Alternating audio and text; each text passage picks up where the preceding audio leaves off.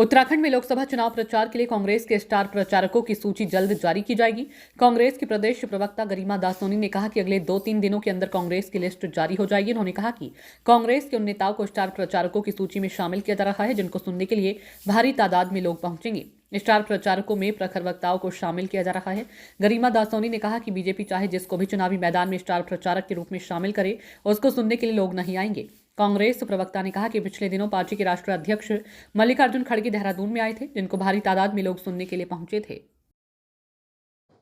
जिस तरीके से स्टार प्रचारकों की बातें आनी शुरू हो गई हैं अब, क्योंकि बीजेपी ने अपनी लिस्ट जारी कर दी है, बीजेपी कांग्रेस किस तरीके से अपने तमाम स्टार प्रचारकों को उतारने जा रही है, क्या अभी तक आप लोगों का रणनीति? देखिए, भारतीय जनता पार्टी इस वक्त किसी को भी जमीन पर उतार कर ले आए, किसी भी सितारे को, इस वक्त उत्तराखंड की जनता सुनने के मूड में नहीं है, क्योंकि पिछले 10 सालों के केंद्र के शासन और 7-8 सालों के यहाँ राज्य में भाजपा शासन के बाद जो हालत, जो हश्र उत्तराखंड के पर्वतीय अंचलों का हुआ है, जो बेरोजगारों का हुआ है, जो अनुसूचित जाति जनजाति का हुआ है, जो महिलाओं का, किसानों का, युवाओं का, व्यापारियों का हुआ है, उसके बाद अब उनको ये यकीन हो गया है कि भाजपा का भाषण ही उसका शासन है, बाकी उनके बस का और कुछ नहीं है। चाहे किसानों की दुर्दशा देख लीजिए, चाहे महिला अपराध देख लीजिए, चाहे कानून व्यवस्था देख लीजिए, चाहे अनुसूचित जाति वर्ग के साथ हो रहे